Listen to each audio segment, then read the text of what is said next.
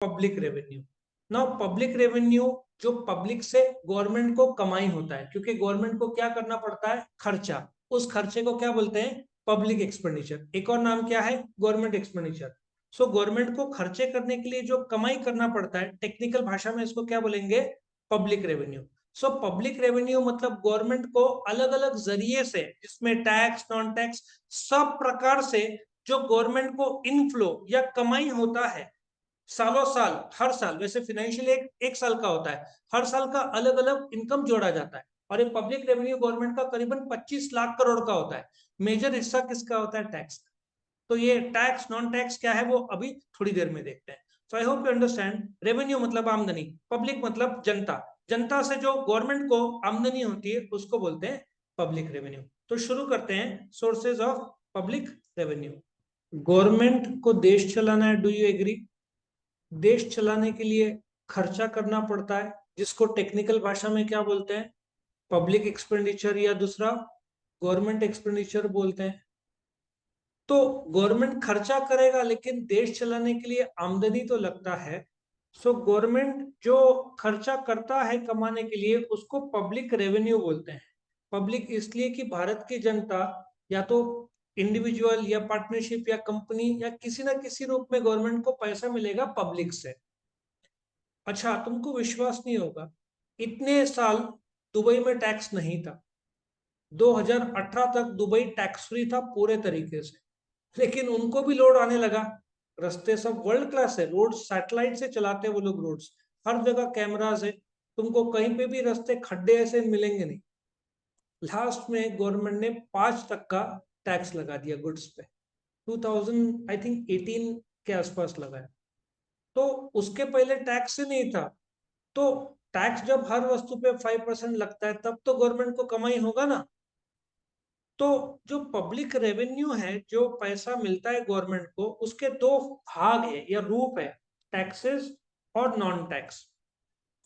तो पहला tax. Tax का बहुत एक इंटरेस्टिंग डेफिनेशन है जो मैं तुमको बताता हूँ, ठीक है ना। यहाँ पे बहुत सारे डेफिनेशन है, लेकिन मैं एक डेफिनेशन दूंगा जो इस पे दिया हुआ नहीं, लेकिन बहुत बढ़िया डेफिनेशन है। टैक्स एक ऐसा रकम है जो तुम गवर्नमेंट को देते हो for being citizen of the country. Tax is an amount paid by you to the government for being citizen of the country. ये किसी, आई थिंक, इंग्लैंड का प्राइम मिनिस्टर का स्टेटमेंट या डेफिनेशन था।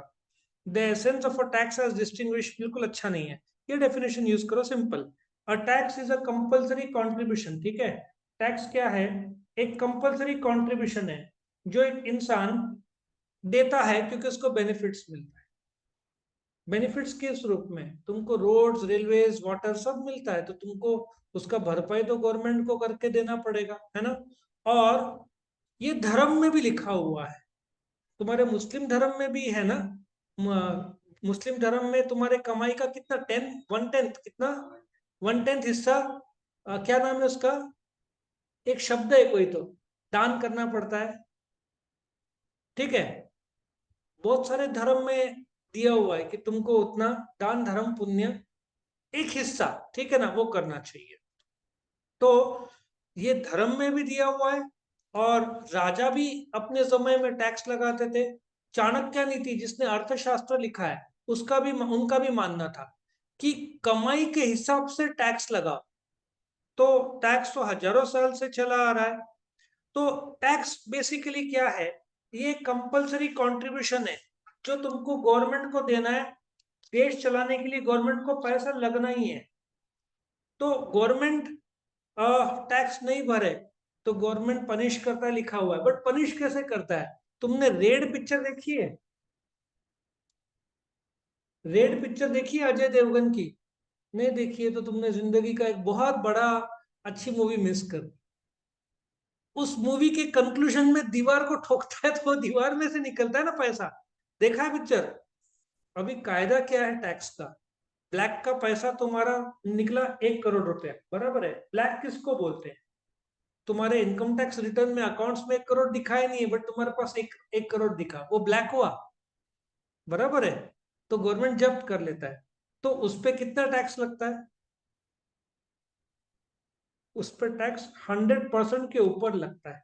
वो पूरा का पूरा जब्त किया तो गवर्नमेंट रख लेगा, उसके ऊपर तुमको 10-1 लाख रुपए देना पड़ेगा। कभी आता है ना, इसके तिजोरी से या घर से 100 करोड़ निकला, वो 100 करोड़ यदि अनअकाउंटेड है, अच्छा जब्त कर लिया गवर्नमेंट, तो वो सील हो जाता है। फिर तुमको प्रूव करना है बुक्स ऑफ अकाउंट दिखाकर कि तुम्हारा वो कमाई का पैसा है। लेकिन बुक्स ऑफ अकाउंट में तुमने इनकम टैक्स रिटर्न फाइल किया, तभी तो कैश दिखाया नहीं था, तभी तो कैश तुमने दिखाया था ₹1,00,000, इधर दिख रहा है ₹1 करोड़, तो गया वो 99 लैक्स पे 100% टैक्स लग जाता। तो पनिशमेंट से बचना है तो इज्जत से टैक्स भरो।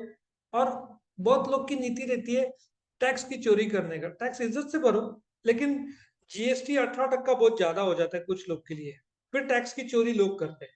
ठीक है, so I hope you understand, tax tax payer के लिए खर्चा है, लेकिन गवर्नमेंट को तो देश चलाने के लिए खर्चा करना है, तो गवर्नमेंट को आमदनी होनी चाहिए। तो टैक्स एक बहुत बड़ा रूप है, 25 लाख करोड़ का गवर्नमेंट को टैक्स से पैसा मिलता है। उसमें भी कोविड से पहले या जब जीएसटी लॉन्च किया तो ₹1,00,000 करोड़ भी नहीं हो पा रहा था कलेक्शन महीने का गवर्नमेंट का।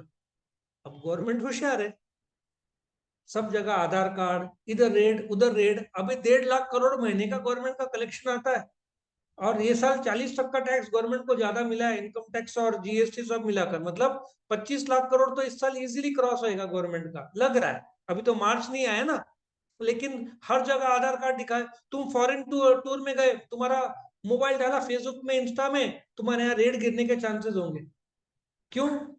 तुम्हारा कमाई ₹2 लाख, तुम जा रहे हो मॉलदीव्स, भाई मॉलदीव्स का एक दिन का खर्चा ₹1,00,000 है, तुम 7-8 दिन रुके, 8 लाख हुआ। अच्छा, तुमने 25 लाख का इनकम दिखाया था, उस पे करीबन ₹5 लाख टैक्स भरा, तो तुमको इनकम टैक्स का कोई नोटिस नहीं आएगा। तुमने टैक्स भरा हुआ है ना भाई, तुमने टैक्स भरा हुआ है। मैं दुबई गया तो मैंने सीए से पूछा, भाई अपन तो टैक्स भरते, कोई दिक्कत तो बिंदास जा, क्योंकि हम टैक्स भर रहे हैं। तो तुमको, और मेरे को कभी इंक्वायरी नहीं आया, नोटिस नहीं आया। लेकिन तुम फॉरेन गए, इनकम कम है और तुम फॉरेन घूमने जा रहे हो, नोटिस 100% आएगा। तुम आया समझ में? तो फॉरेन घूमने जाना है तो पहले टैक्स इज्जत से भरो। तुम्हारे पास कमाई तो होना चाहिए ना, टैक्स बाहर जाने के लिए कमाई है तो टैक्स भरना होगा। नहीं भरा तो क्यों नहीं भरा, गवर्नमेंट जरूर पूछेगा तुमसे। So tax, the payment of tax by a person does not entitle him to receive any direct or proportionate benefit from the government. See, लोग क्या सोचते हैं, मैंने टैक्स भरा है ना तो मुझे बेनिफिट मिलना चाहिए। तुम नागरिक हो, देश चलाने के लिए तुमको रोड्स मिल रहा है, रेलवेज मिल रहा है, डैम्स मिल रहा है, ब्रिजेस मिल रहा है, इलेक्ट्रिसिटी मिल रहा है, पानी मिल रहा है। लोग बोलते हैं तो बेसिक चीज है, बट ये तो बनाना पड़ता है ना भाई, पाइपलाइंस लगाने पड़ते हैं, नए वंदे एक्सप्रेस ट्रेन आ रहे हैं, उसके पटरियां, उसके नवे रोड्स, अभी नासिक नागपुर एक्सप्रेस हाईवे दिसंबर में खुल जाना चाहिए। नासिक नहीं, Mumbai Nagpur express highway, Mumbai Delhi express highway बन रहा है। तुम सोचो ना, तुम दिल्ली 24 घंटे पहले 2-2 दिन लगते थे पहुंचने, अभी कुछ ही घंटों में 8-10 घंटे में शायद पहुंच जाओगे, ज्यादा से ज्यादा 12 घंटे में।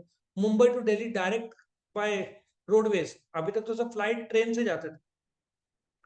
सो tax basically is imposed on income, income tax, property. एक समय वेल टैक्स लगता था, लेकिन उसको गवर्नमेंट ने बंद कर दिया, क्योंकि वेल टैक्स कोई भरता नहीं था। 30 लाख के ऊपर संपत्ति था तो 1% लगता था, उसमें एक घर माफ, लेकिन दूसरा घर पर टैक्स। तो लोग बताते नहीं थे, छुपाते थे, गवर्नमेंट को नहीं मिलता था, तो अभी इनकम टैक्स में मर्ज कर दिया। कमोडिटीज और सर्विस, जीएसटी सुना है ना, गुड्स एंड सर्विस टैक्स। तो इनकम और वस्तु पे टैक्स लगता है। So I hope you understand, tax दो प्रकार के होते हैं, डायरेक्ट टैक्स और इनडायरेक्ट टैक्स। इसके बारे में भी हम चर्चा डिटेल में करेंगे अगले वीडियो में, कि टाइप्स ऑफ टैक्सेस क्या होता है। तो इतना समझ में आया कि सोर्स ऑफ पब्लिक रेवेन्यू में टैक्स और नॉन टैक्स, टैक्स को तुम दो भाग में बांटते हो, डायरेक्ट टैक्स और इनडायरेक्ट टैक्स। डायरेक्ट टैक्स क्या है? तुम्हारा इनकम 10 लाख रुपया है, बराबर है, तुम्हारा इनकम 10 लाख रुपया है, कितना, 10 लाख, इस पे लगेगा टैक्स 1 लाख रुपया। क्या तुम किसी और से वसूल सकोगे ये 1 लाख? तुम रिलायंस में काम करते हो, ठीक है, तुम रिलायंस में काम करते हो, ठीक है, ये तुम शेंडी डाली इसकी, ये आदमी है, रिलायंस में काम करते हो, तुमको 10 लाख मिल रहा है, टैक्स कितना, 1 लाख, तुम 1 लाख रिलायंस से ले पाओगे? द आंसर इज नो, तुमको अपने जेब से ही भरना है। तो डायरेक्ट टैक्स किसी और से पास ऑन नहीं होता। इनडायरेक्ट टैक्स, तुम डोमिनोज में गए, मैंने कल बताया था, फिर भी वापस बताऊंगा, ₹500 का पिज्जा, 5% मतलब ₹25 जीएसटी लगता है। बिल कितना आया 525। जवाबदारी, डोमिनोज ने तुमको, इंडिया का डोमिनोज 65% शेयर है, डोमिनोज का 65 to 70% मार्केट शेयर है। नौ, सर्विस प्रोवाइडर कौन है? डोमिनोज। टैक्स किसने भरना चाहिए? डोमिनोज ने। डोमिनोज अपने से वसूलता है, यस, बिल में ऐड होके आता है। तो अपन अपन कितना दे रहे डोमिनोज को? हाँ, ये आदमी डोमिनोज को कितना दे रहा है? 525 रुपया। मतलब डोमिनोज को 25 रुपया भरना चाहिए, बट डोमिनोज अपने से वसूल रहा है। ये 25 रुपया जाएगा गवर्नमेंट को, सेंट्रल गवर्नमेंट को। इसका मतलब हम गवर्नमेंट को दे रहे हैं वाया डोमिनोज। समझ में आ रहा है? तो उसको इनडायरेक्ट टैक्स बोलते हैं। हम 525 दे रहे हैं और 25 जाते हैं गवर्नमेंट को। 1 लीटर का पेट्रोल है 106 रुपया, उसमें करीबन 48 रुपीज का टैक्स है। हम 106 रुपये भरते हैं तो 48 रुपीज का टैक्स है, मतलब हम गवर्नमेंट को दे रहे हैं via the petrol pump. Logic समझ में आ रहा है? तो इसको क्या बोलते हैं? Indirect tax. अच्छा, इनडायरेक्ट टैक्स जवाबदारी पंप की है, लेकिन वो अपने से वसूलता है इनडायरेक्टली। सो मैं पे कर रहा हूं गवर्नमेंट को इनडायरेक्टली वाया द पंप, तो इसको क्या बोलेंगे? Indirect tax. हाँ, तेरा कुछ क्वेश्चन था? हाँ, मैं यहाँ पे लिख देता हूँ, पेट्रोल का रेट 106। ओके। प्रॉफिट 6 और टैक्स 50, उसका प्रॉफिट 10 का कर। मैं तेरे को बताता हूँ पेट्रोल पंप का कैसे वर्क करता है, हालांकि ये सिलेबस में नहीं है, बट मैं एक्स्ट्रा बता रहा हूँ। नाउ मैं भारत पेट्रोलियम का एग्जांपल देता हूँ। जो टैंकर आता है 12,000 लीटर का होता है, ठीक है? 12,000 लीटर का रहता है। और 106 कितना हुआ? 12,000 इंटू 106 करीबन 12 लाख रुपया। सो भारत पेट्रोलियम ये कंपनी है, ठीक है? और ये पंप है, पेट्रोल पंप है। सो पेट्रोल पंप मालिक को पहले 12 लाख रुपया भारत पेट्रोलियम कंपनी को देना पड़ेगा। एडवांस पेमेंट दिया उन लोगों ने। तो पर लीटर इन लोग को लीटर के पीछे परसेंटेज में कमाई नहीं है डीलर को, जहां तक मेरा नॉलेज है, ठीक है? 1 लीटर पे करीबन 4.5 या 5 रुपीज कमीशन मिलता है पर लीटर, परसेंटेज पे नहीं रहता। और डीजल पे मुझे लगता है 2.5 से 3 रुपया है। अभी ऑन एन एवरेज अच्छे एरिया का पंप करीबन 5,000 लीटर दिन में बेचता है। तो 5,000 इंटू 4.5 या 5 पकड़ लो, 25,000 रुपया वो दिन का कमाता है। महीने का 7.5 लाख रुपया पेट्रोल पंप कमाता है। अब तेरा जो सवाल है 10-15 रुपया, द आंसर इज नो। क्योंकि पेट्रोल पंप के दाम वैसे तो हर रोज रिवाइज होते हैं, लेकिन 15-20 दिन से सेम ही है, शायद 1 महीने से 106 रुपया समथिंग। तो ये जो दाम है, इस पे लीटर के हिसाब से मिलता है उनको, वैल्यू के हिसाब से नहीं मिलता। तो तूने 10,000 लीटर मिला, मल्टीप्लाई बाय 5 रुपया, 50,000 मिलेगा। So not on the basis of value. हाँ, टैक्स पेट्रोल बना कौन रहा है? भारत पेट्रोलियम कंपनी, डीलर नहीं, कंपनी। कंपनी को टैक्स भरना है 48 रुपीज अ लीटर। हाँ, उसमें दो भाग है, एक सेंट्रल गवर्नमेंट, एक स्टेट गवर्नमेंट। महाराष्ट्र है तो महाराष्ट्र गवर्नमेंट को टैक्स जाएगा, स्टेट जो स्टेट का हिस्सा है, और सेंट्रल गवर्नमेंट का अपना हिस्सा जाएगा। तो जो डीलर अपने से 106 रुपया लेता है, वो 106 रुपया कंपनी ने उससे लिया है, प्लस और माइनस 6 रुपया कमीशन दिया है उसको। तो वैसे डीलर भी टैक्स पे नहीं करता है। टैक्स पे कौन करता है? पेट्रोल बनाने वाला। बनाने वाला कौन है? Bharat petroleum company. लेकिन उस पर टैक्स 48 है। अब मैं तुमको एक हिसाब बताता हूँ। 106 रुपया, ठीक है? 106 रुपया में 48 रुपीज कितना होगा?